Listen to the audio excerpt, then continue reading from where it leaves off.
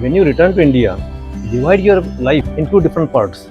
The first part would be the first year. The second part should be the rest of your life in India. You do everything to make your transition to India very smooth. Make decisions that will make the transition smooth. Please don't drive in India as soon as you land here. You may have driven in India, you may have driven in the US, but in India, after having lived in the US, it's going to be difficult. So the best thing to do is, at least for the first year, get a driver for your car. Pay him well, keep him happy. See, this is your first year. You are not going to have to do this for the remaining. Get an apartment which has good amenities, maybe a swimming pool, tennis court, gymnasium, community hall, a nice park, so that your first year is very, very comfortable. And make sure that the apartment has very good security. Security is very important. If you feel secure in India for yourself and for your children, you will be at peace. Also make sure that this apartment complex has 24-hour security, 24-hour maintenance on site, such as plumbers, electricians, 24-hour water and 24-hour electricity backup for the whole apartment. That will make your life so easy in India, because this kind of an apartment complex will shield you from major issues that are faced by majority of Indians. The next mistake that people make is that they have high expectations from their family in India, from their friends in India. We think that, after having lived there for so many years, I'm coming back to India and now everybody will be very happy to see me. Well, they are happy, but they are not so happy that they will include you in their life, because they have moved on. In all these years, they have moved on with their lives, and when you come in, you are actually a new person in their life. They have to accommodate you. So the expectation should be very, very low, almost zero, even from your family members. You will have to make efforts slowly, gradually, to get involved into their lives. Another mistake I have seen people making is that while they are in India, they keep comparing their life in the US. Every time they go to the grocery store or go to the school or go to office or they are on the road, they keep comparing their life in the US.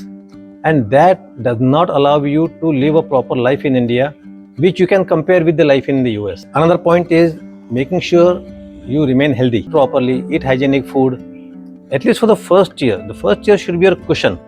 It's like acclimatization. So in the first year, you make sure you eat healthy food. Don't eat junk food. In your apartment complex, there should be a gym, so exercise regularly. These things are very simple to understand. People know about this. But if you don't do this during the first year, and if you fall sick, you will blame India and something else.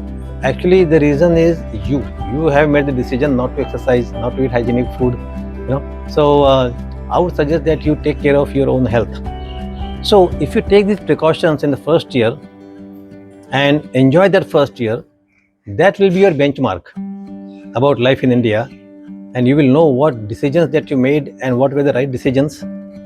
Then you can decide how to live in the remaining part of your life.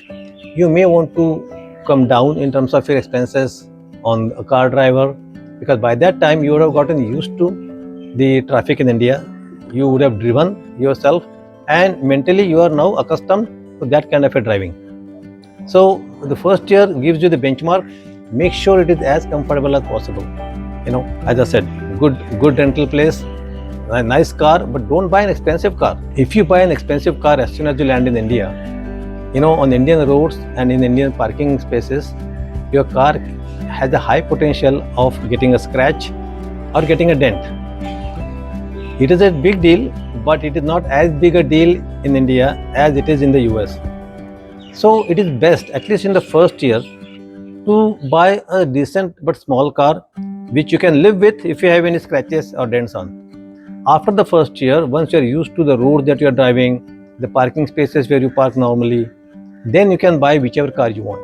If you are a foreign citizen, you should get the OCI. OCI is basically Overseas Citizen of India, and most people already know about it. Overseas Citizen of India, this status gives you almost all rights of an Indian citizen, except for buying agricultural land and political rights. You cannot vote, you cannot stand for elections, those kind of things which are okay. But OCI will allow you to do everything in India, and anytime you go back to US or any other country to visit, and when you come back as if you are an Indian citizen. There is no visa, no nothing. Let's talk about 401k and your bank account in the US. Your 401k or your rollover IRA are safe. Keep them there.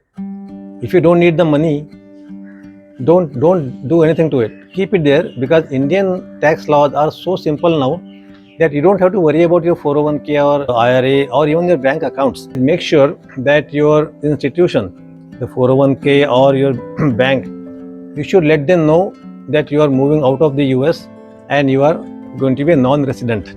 So they will now change the status to non-resident and they will put your Indian address in file. That is very important. Some banks don't allow non-resident accounts. So Bank of America does. 401k Fidelity allows a non-resident status for your account. So you should find out about your institution and make sure you change the status to non-resident in both. Actually, in any financial institution that you have accounts in, please change the status to non-resident and give the Indian address.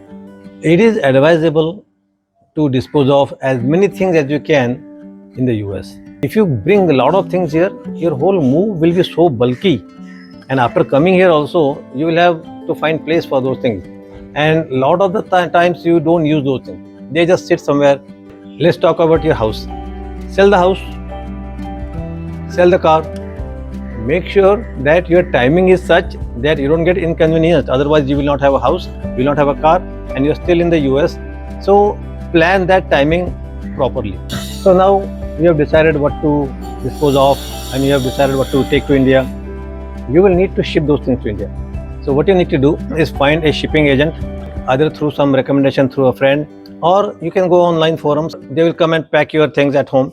It will come in a ship, in a container. It takes time to come to India. You will reach India before the shipment comes.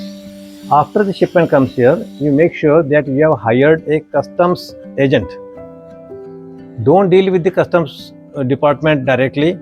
It makes it much easier if you decide to hire a customs agent. He will make your life much easier. Fixed deposit in India, in a bank, when you make a fixed deposit, senior citizens get 0.5% extra. In India, there are so many types of schools. You can pay a lot of money and send your children to a very expensive school, or you can send to a very normal school. It all depends on your own choice. Okay, so here there is no recommendation as such from me. You decide how you want to raise your kids, and the choice is there. In India, you will find many clubs. You can join clubs, or in the first year you may decide not to join clubs. It's all up to you. But be aware that there are clubs that you can join, and you can make friends there. You can, you can do a lot of things in the club, but it's up to you.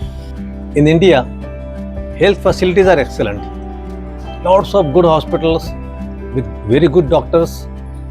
When you want to go to specialist, you can just walk in. You don't have to wait. Of course, once you walk in, there may be a wait, but you don't have to wait for months and months for specialists. So that's very good thing. Road conditions. See, in India, traffic is high in the cities, but the roads are now excellent. If you are traveling between cities, the highways are a breeze. There are so many foreign brands available. You name it, and most likely it is already in India. If not, it is on its way to India. You will miss Costco, which I do, but in India you can get everything delivered at your home. You can get everything delivered so quickly, in 10 minutes. Sometimes you hang up the phone and the delivery person is immediately there. So you wonder how it happens, and there's a system behind it. The home delivery can actually spoil you. Everything you can get at home. International cuisine, if you like Italian food, Chinese food, no matter what you like, Mexican, you name it, they're all in India.